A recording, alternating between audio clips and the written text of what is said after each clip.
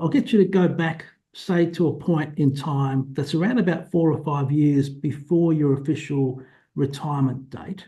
And if you can think back to that particular period of your lives, I want you to do a stock take of the work-based friendships you had on the one hand versus the non-work-based friendships you had on the other. So it could be a ratio of 2 to 1, it could be 5 to 1, but just a Mine, rough cut. mine would be 90-10. 90% of my friends and associations were work related because that's where most of my time was spent. Yep. And Ross, what about you? Probably 2 to 1. 2 to 1, okay. A lot of my friends at work, like we had same schedules and we spent a Yeah, lot of time together. So then we would socialize outside of work, but right. then also the friends that I made through the boys. So their friends' parents. Yeah. That's a vastly different ratio, though, isn't it, between the two of you? Yeah. Again, I want to come back and maybe explore that as we go through. Um, what can I also talk, the years leading up to retirement, and I think 4 or 5 years before retirement would be the telling point. What were you feeling about, the prospect of retirement at that time? Were you kind of counting the days, can't wait to stop all this stuff and just go off and do the grey nomad thing, go around Australia, or was there some trepidation in your thinking at that time? For me, I sort of knew probably 4 years before I retired that I was going to finish at the end of 2018. So I sort of planned that ahead. I was excited for what lay ahead, but I also loved what I did. So I knew I would miss that aspect of it. Mm, But for me, because it's teaching, the new kids you get each year, mm. or you get with them, goes when they leave. So Yeah, yeah. I was aware that that would happen. And so when people go, "Oh, don't you miss teaching?" It was like, well, no, Mm. you know, I knew I was coming to an end, over 4 years. So I worked myself up towards that, but I knew that I didn't want to wait until I was the crabby old teacher that nobody wanted. So I sort of got out at the top of my game, if you like. Well, it just occurred to me that maybe a career in teaching is the best antidote for the retirement blues. Maybe there's a solution here that we can share Because with our once you're viewers. getting to be, the age of the kids' grandparents, you think, oh, they don't want their grandma teaching them, so it's time to go. And Steve, what about you? Mine was really just driven by financial security, Harry. Once I knew I could afford to retire, or we could afford to retire, Mm, um, that then gave me a number of options. And I'll be completely candid here. I was working for a big organization at the time, mm, and I had the sense that at some point between that current time and I was going to retire, there was a chance that they'd downsize or that they'd actually retrench me. right. Because in big global banks and finance things, it was an American company running an Australian business, and I saw the writing on the wall that there was a potential for that to happen.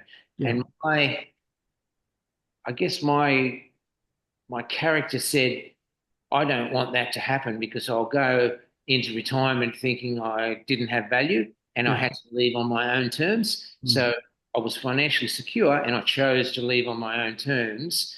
And I was very comfortable doing that because I leaving on my own terms, I still had value, I was still making a contribution, and I was driving the ship because I'd seen too many people get to mid to late 50s or early 60s and have that happen. And mm. psychologically, they find it enormously difficult to deal with as a driven personality. But the last work thing they have is a major negative. And you go, Mm. didn't want that to happen to me. So took the lead and made the running for that event not to happen. That's fascinating because the average punter would have probably stayed and taken the money and probably suffered the consequences. Not everybody would be sensitive to that, but I suspect a number of people would have felt the way you described, where you kind of leave the workforce, notwithstanding all the career highlights, you leave the workforce on a bit of a low, and questioning your value and in the agency that you have on the way out could be quite a negative setup for retirement. So I haven't thought about that, but that's fascinating. I think there's a research piece in this. I think Listen, it's incredibly important if you're a driven individual to have, and then you get all of this time to think about a major negative. And it may not have happened, Harry, but I could see the cards laying out that way, and I knew that I couldn't afford to let that happen. I had the financial security, and so I said, okay, well, all your career you've been in charge of the decisions. Don't let the leaving be somebody else's choice. and were you prescient at the time? Did that actually play out? Uh, I left before it happened, but then But it yeah, happened. I think if I had stayed, they were definitely downsizing and getting rid of the Australian workforce. Yeah. Yeah, that would have happened, Harry, in another 5 years, depending on how I'd stayed there. But Yeah. it would have been an unhealthy environment too, just trying to hang on to a job for the sake of it. You know what I mean? So that was interesting.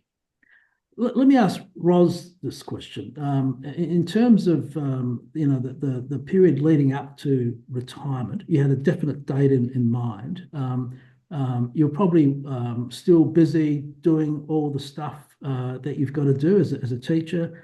You're probably busy, probably not as busy as you were in the peak of your career, but still busy with family stuff and keeping everything together. At what time did it actually hit you that you were going to be retiring? When did the penny drop? Well, it was funny because when I decided that, like, it was virtually 4 years to go that I would retire, I actually cut back to 80% of a workload. So Okay. I only had 80% of classes rather than a full load. So that made a big difference.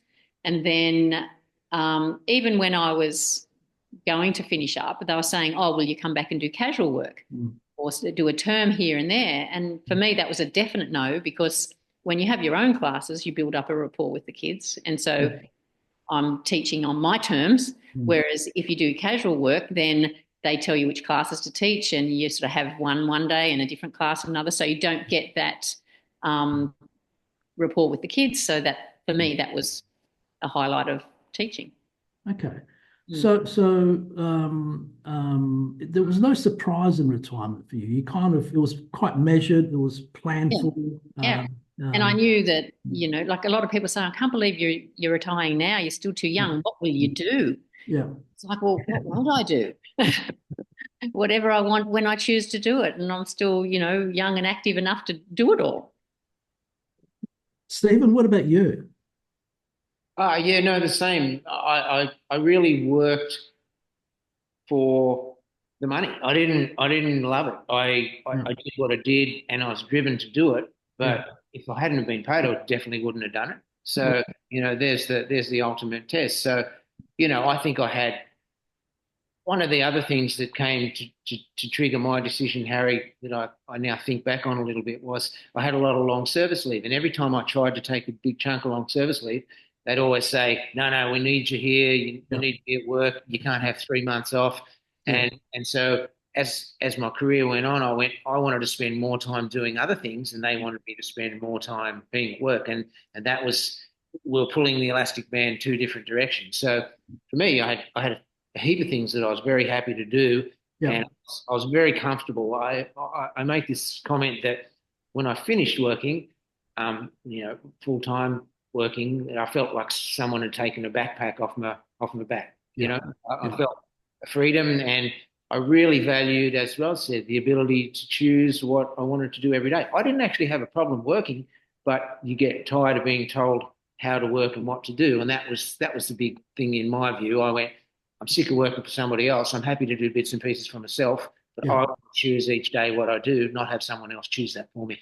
Okay, that's interesting, and I think that would be a common view leading up to retirement. And what we've found through the research is that it's how people translate that into positive steps post-retirement that really makes the difference between fulfillment in retirement versus frustration. And I want to kind of touch on that a bit. It sounds like you guys aren't good candidates for the kind of research that we've been doing, because you seem to have your act together and you seem to be enjoying retirement. But can I just take you take you through the early phases of your retirement. What was it like, and was it the backpack off your shoulders experience all through the early days, or were there some? For me, it was I took the watch off. I wasn't governed by time, and so because at school on the hour, every hour you've got to finish up, and then you've got to be somewhere else. Whereas it was like I can take as long as I like to do things. Yeah. Choose to do one activity. I don't have to wrap it up within the hour. I can just keep going for as long as I choose. Yeah. And for me, it was like whether it was mental things I like doing or relaxing things or active things. It was just when I chose to do them and for however long I wanted to. And no, I was never bored.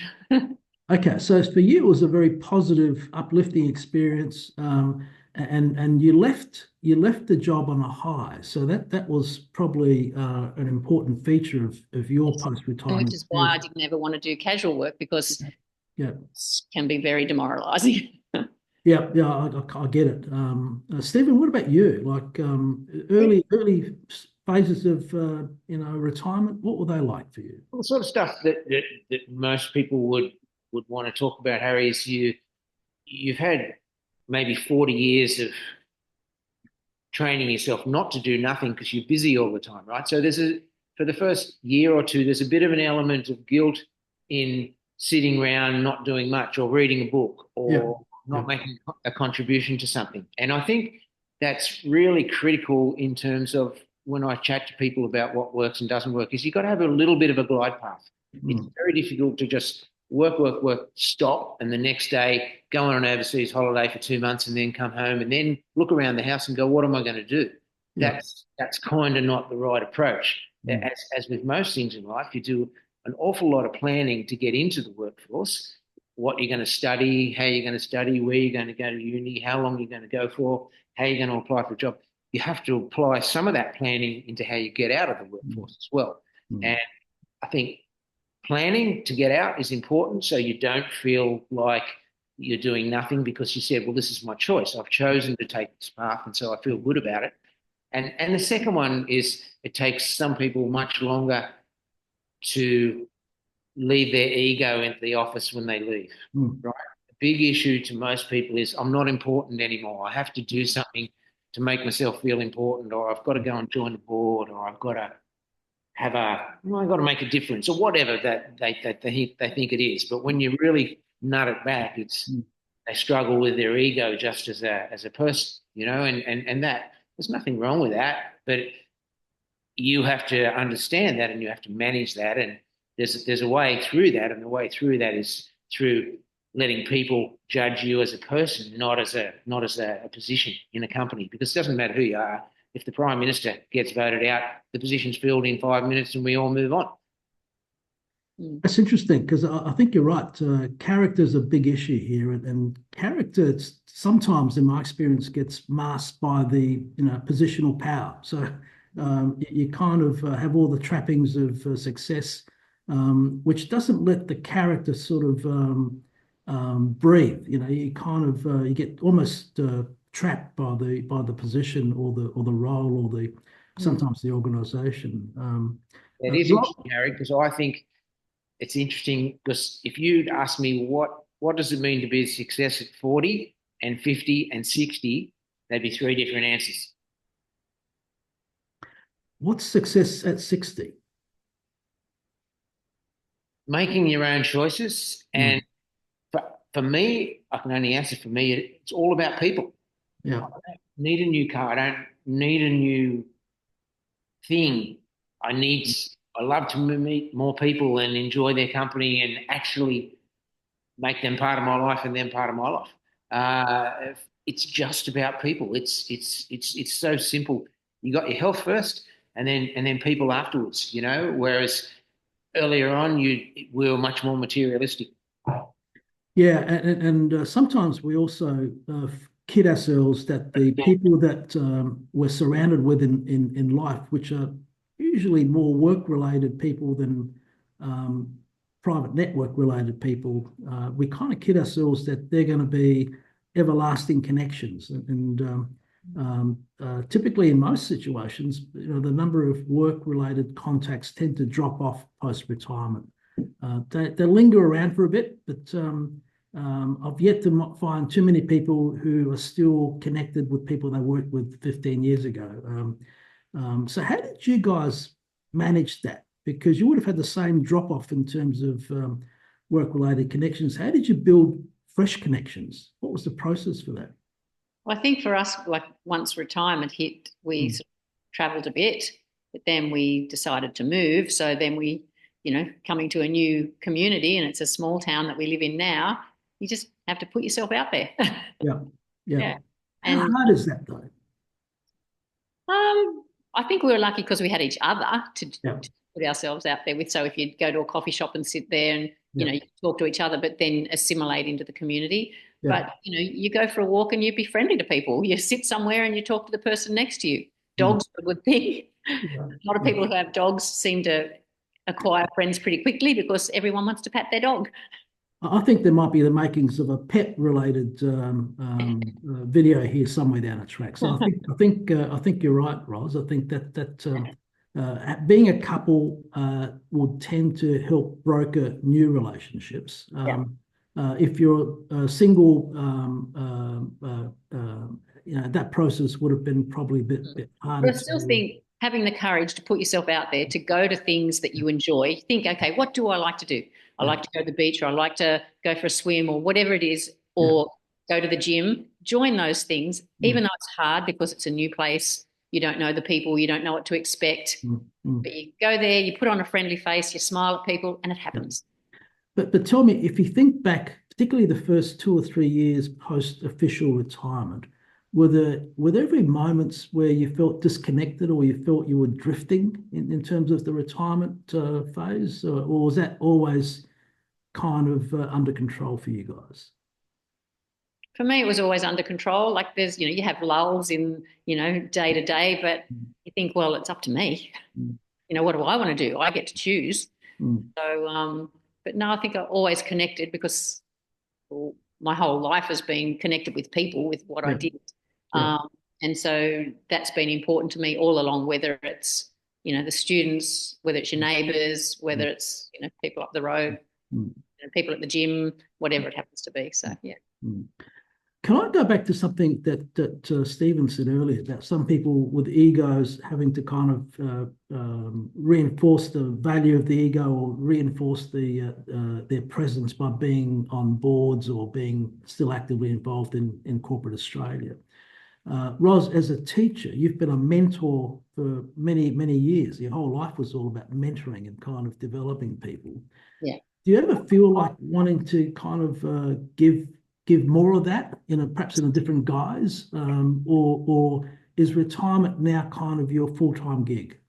No, I'm sort of, that's always in the back of my mind that, where we are now, that I could either, help kids if they need help with maths, or, help out at the local primary school, or if the, little kids soccer team needs an extra adult to help run around with them to do things like that. But I can't sign up for, yes, I'll do that every Friday, or yes, I'll be at school at 10 o'clock till 12 o'clock every Thursday. There's none of that. But if I'm needed, I could step in. Okay. Yeah, because I don't want a set timetable. Yeah. Okay. Stephen, what about you? Do you kind of ever have the urge to I mean, you've got many years of experience under your belt. You mentioned before that work was probably more about the financial independence, more so than actually the job itself. But there would have been times or projects that you would have been quite proud of, and has that ever kind of played on your mind in terms of, well, I know all this stuff. I should be able to pass it on somehow. Is there a channel for that, or are you comfortable with where things are at the moment? I guess I'm comfortable, Harry. I didn't need that. I turned the chapter and said that chapter's finished. And it is interesting because at that point, when you leave, you've got the most experience that you've ever had. And so you do get lots of opportunities to continue on. People say, well, you have those skills, come and work for me, or come and join us, or come and do that. I really, to be honest, I think I channeled them into the things that I want to do now. Yeah. I learned to surf. I Yeah. wanted to be healthier, and I think I wanted to be a better person and a better listener, because I'd Right. had many years where I'd engaged people in conversation, but I wasn't really listening because my head was still in work mode. And now, like as we were saying about how do you meet new people and how do you engage? Well, you listen. It's probably less about talking and more about actually listening. So when you have a conversation with someone, you have a real conversation. You listen to them, you listen to their point of view. You have your chat rather than just having oh hi, how are you? The weather's nice.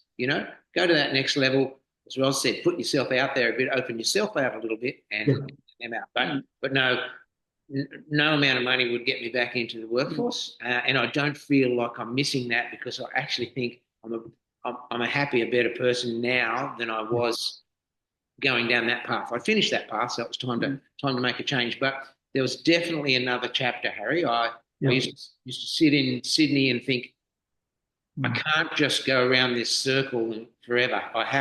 There's another chapter left in me, and that was what drove us to make some decisions. And they're the hard decisions. You get up, you leave Sydney, you go and make new friends. These things aren't simple, but they're very rewarding when you're successful. But the other thing is what Steve with his job, you're using that expertise now with people that we meet, and they go, oh, they talk about, what career Steve had, and then they, I wouldn't mind some guidance. And so Steve's helped a few people out just with what he has built up over his career, helping other people. So I think you're doing that with a few people. But I don't want to get paid for it. I do it because I like it, and I'm helping someone. I get a greater feeling out of helping someone or being kind to someone or meeting someone new than I do out of making another 50 grand. That's irrelevant.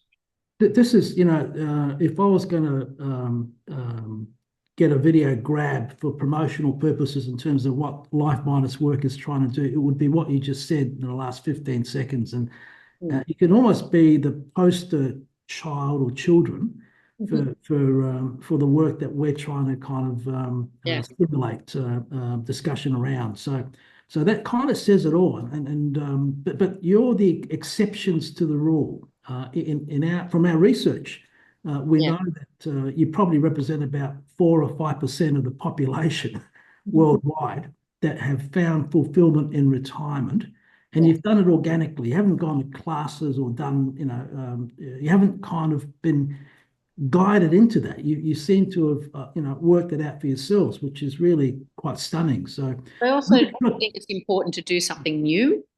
Don't just keep rehashing old things. So learn something new. Think, I've always wanted to do that. Yeah.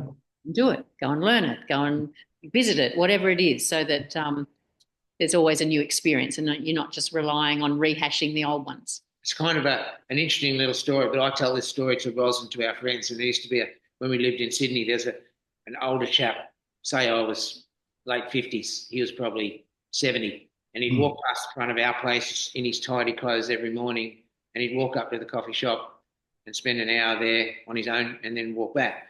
And he used to frighten me because I said, that can't be me in another 10 or 12 years. And he genuinely frightened me. And that was, I'd see him each day and I'd go, deal with it, move on, make the decision. The easy thing is to do nothing, stay in the big house in Sydney and let your friendship group shrink. But that wasn't us. And it's also really important that Ros and I both kind of wanted the same sort of things. Because if the other partner didn't want that or was a little bit frightened to do that, it would be much harder to do. But we've loved every minute of making the changes and challenging ourselves to do it again, Can I challenge you though on one thing? You said before that it's not about money, it's about retirement is about people and being engaged and listening. You really emphasised the listening piece. Ros, can I ask you if you had to grade Stephen on a scale of 0 to 10 of effective listening, 0 being a very poor listener, 10 being an exceptional listener, what would you give him? Today, I'd give him 8. Right. What would it take to get him to 8.5? What would he have to improve?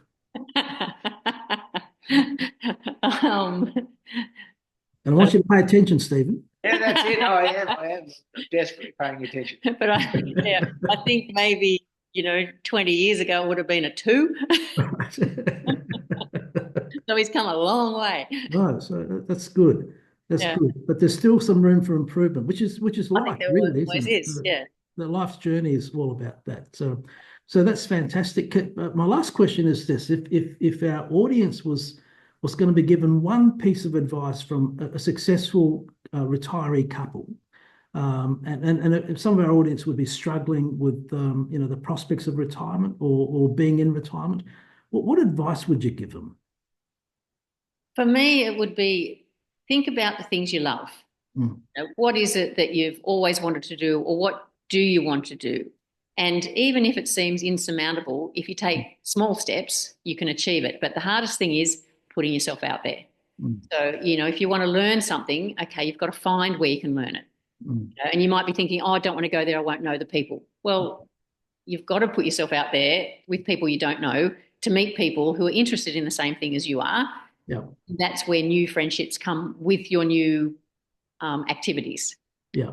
Yeah. So, and it's hard. It's sort of, your heart goes fast. You think, I don't want to be here. I don't know these people. What if I don't like them? But you put yourself out there and you realize that there are other people out there just like you, wanting to connect with other people, doing similar activities. But the hardest step is the first step. But, you be courageous, and it's good having someone like Steve to go, well, just go and do it. Just go and sign up for it. You'll be fine. So finding someone to give you that little push to, get yourself out there. And once you start, and then think, okay, it's not once, it's twice. You go a number of times, and then you go, okay, am I going to like this? Am I enjoying it? Are there elements that I want to stick with? Yes. And it grows from there. And that can happen in whether it's a physical activity, learning a new activity. It doesn't matter what it is. Yeah. But it's hard to begin with, but you've got to push through that. Sage advice. Stephen, what about you? My experience, I guess, from a career point of view, if it's only one thing, it's leave your ego at the office when you retire. Start again. Work out what sort of a person you want to be for the rest of your life, and set about becoming a good person. Generally, people are good people because they get to good positions and they've forgotten what got them there, and people lose that confidence in being a good person. And if you leave that ego and kind of start that process again, and just let people judge you as they find you on a day-to-day basis, then that's the most important thing I find, because then if you make a friend, you've got that friend for life. When you leave the job, you don't lose all those friends. As you said, 90% of the people that were your friends in your career disappear when that positional power, or they can't make commission off you, or something of that nature. But if you make a friend by putting yourself out there as a good person, that's unlikely to change. So that person will stay your friend for a long time.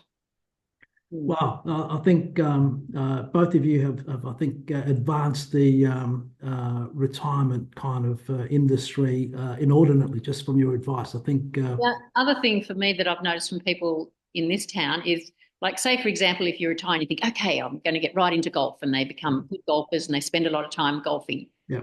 But then it rains a lot, or they hurt their shoulder and they can't play golf. That's their only outlet. So you have to have a number of things. Yes, that's important. So, whether it's, walking, riding, it has to be some physical things, but some where you're not physical, because if something happens along the way and you can't do that thing, you have to have other things to fall back on that you still enjoy doing. There's one other example that you can use or not use, but it's important, Harry.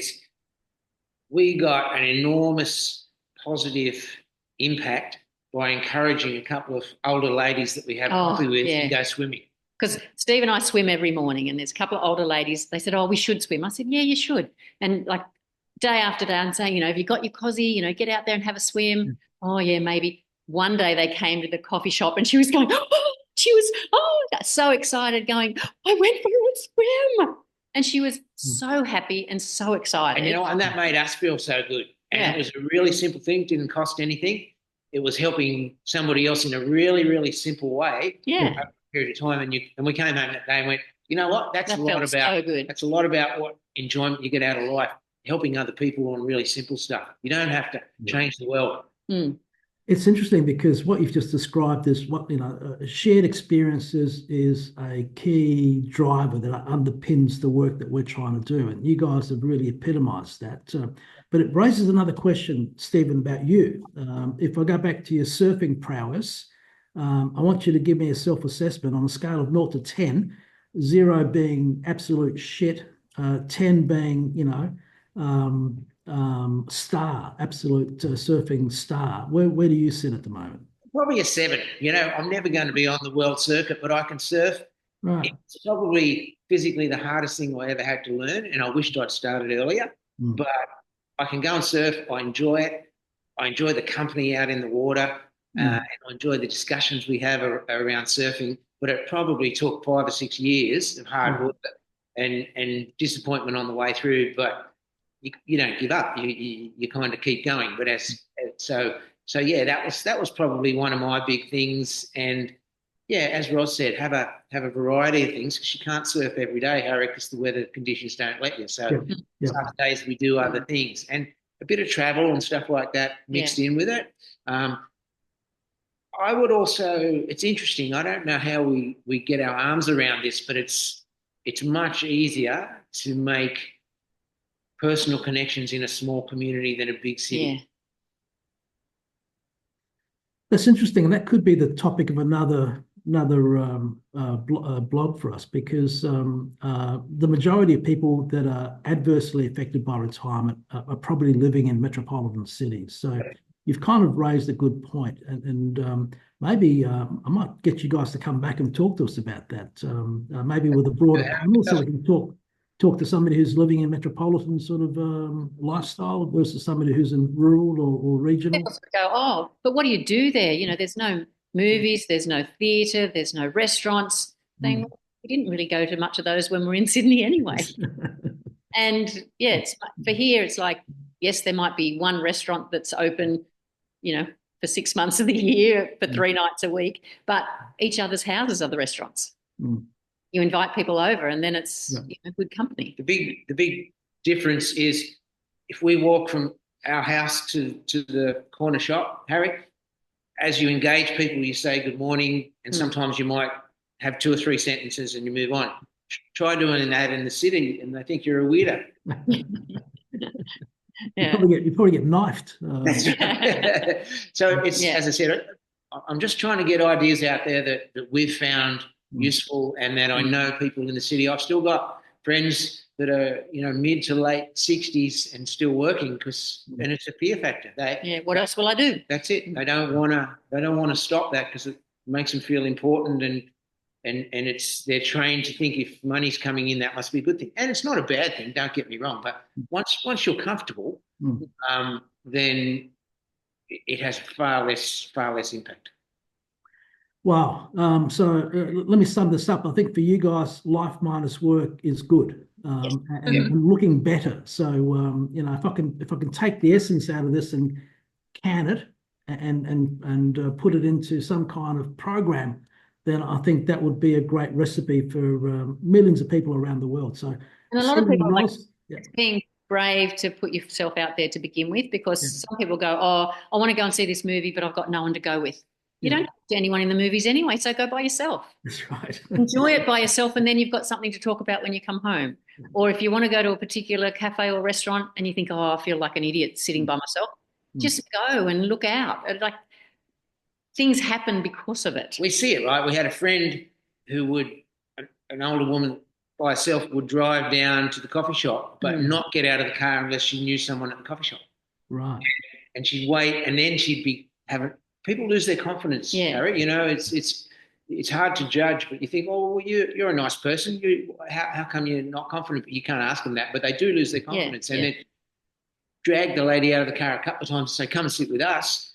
Come and sit with these people, meet these people, and within a month, then she's got more people and more confidence. And it's a very small thing, but it makes a big difference to her. She wasn't getting out of the car. Yeah. Imagine doing that in downtown Sydney, you'd be arrested. That's it. Yeah. Yeah. But, I don't know. People do it.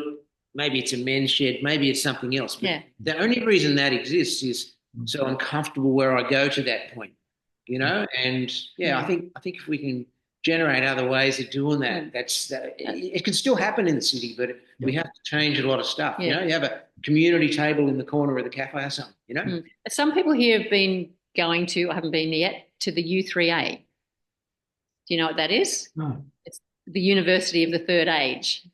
Oh, right. U3A has fishing. Yeah. And it has, mahjong, or it might have, looking at touring Italy. And it's just people who put themselves out there, like to be a lecturer, if you like, about something they're interested in. And it's, older people. So it's the University of the Third Age. You don't get anything from it, but you learn and you get together with like-minded people. Wow. That's thank you for sharing that. I think I hope people get to see this segment and profit from it, because I think some of the lessons that you guys have learned through life are really transferable, and I think would be helpful in anybody who's contemplating retirement or is on the cusp of retirement, or people that are actually in retirement who may be drifting, who may be feeling a bit anxious about the process. So again, I can't thank you both enough. Thank you for being part of. No problem, Harry, anytime. And I look forward to seeing you on a future segment as well. Thank you very much, Thanks, guys. mate. Okay.